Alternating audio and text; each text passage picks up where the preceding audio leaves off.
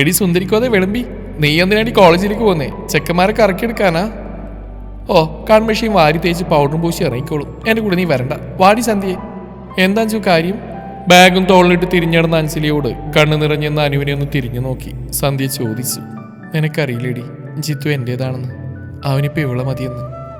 ഒരു ഗതിയില്ലാത്തവളാ. അവൾക്കിപ്പോൾ അവനെ വേണമെന്ന് ഒരു കിതപ്പോടെ അഞ്ജലി പറഞ്ഞു നിർത്തി. എൻ്റെ അഞ്ചു നീയൊന്ന് അടങ്ങ്, നമുക്ക് വഴിയുണ്ടാക്കടാ. സന്ധ്യ അവളെ വലിച്ച് പുറത്തേക്ക് കൊണ്ടുപോയി. ക്ലാസ്സിലേക്ക് നടക്കവേ അനുവിൻ്റെ മനസ്സ് കലങ്ങി പറഞ്ഞു.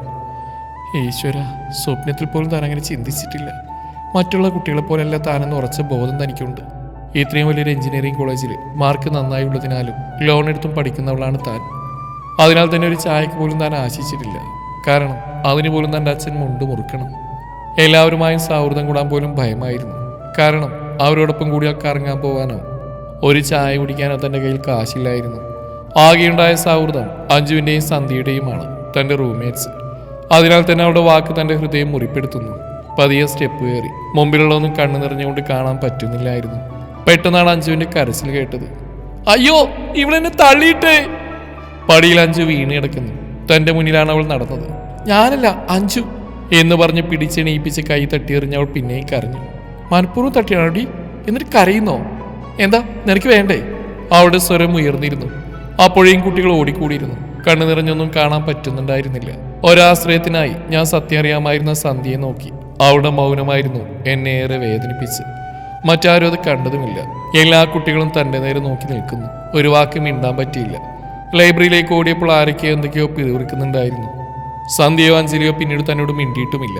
പക്ഷെ ഒട്ടും സങ്കടം തോന്നിയില്ല. പഠിച്ചു, വാശിയോടെ തന്നെ. പക്ഷേ ജിത്തു വീണ്ടും വീണ്ടും തന്നെ തേടി വന്നു. ഒഴിവാക്കി നടന്നുവെങ്കിലും അതിനുള്ള ശിക്ഷ അഞ്ജു തനിക്ക് തന്നു. അവിടെ കാണാതായ 5000 രൂപ തൻ്റെ ബാഗിൽ നിന്ന് കണ്ടുപിടിച്ചു. പിന്നീട് പല മോഷണ ശ്രമങ്ങളും. തൻ്റെ വാക്കാരും കേട്ടില്ല. ഒടുവിൽ കോളേജ് ഹോസ്റ്റൽ ജീവിതം മതിയാക്കി. വർക്കിംഗ് വിമൻസ് ഹോസ്റ്റലിൽ നിന്ന് എങ്ങനെയൊക്കെയോ പഠനം പൂർത്തിയാക്കി. എടോ ഭാര്യ, വാടോ, ഇറങ്ങ്, മതി സ്വപ്നം കണ്ട്. ഒരിക്കലും വരരുതെന്ന് ആഗ്രഹിച്ചു പോയി കോളേജ് റീയൂണിയന് തന്നെ നിർബന്ധിച്ചു കൊണ്ടുവന്ന ഉണ്ണിയേട്ടനാണ്. ഒന്നും അടിച്ചാണ് ഇറങ്ങി നടന്നത്. പലർക്കും തന്നെ മനസ്സിലായില്ല. നീണ്ട 10 വർഷം കടന്നുപോയിരുന്നു. പക്ഷെ എനിക്കെല്ലാവരും അറിയാം. എല്ലാവരോടും പരിചയം പുതുക്കി. അഞ്ജലി എത്തിയിട്ടുണ്ടായിരുന്നു. അവളുടെ ഭർത്താവിനെയാണ് ആകാംക്ഷയോടെ നോക്കിയത്. ജിത്തു ആണോ എന്ന്. പക്ഷെ തന്നെ ഞെട്ടിച്ചുകൊണ്ടാണ് മാഡം എന്ന് വിളിച്ച് ജിതിൻ ഓടി വന്ന്. മാം എന്താ ഇവിടെ? എന്താ മാം?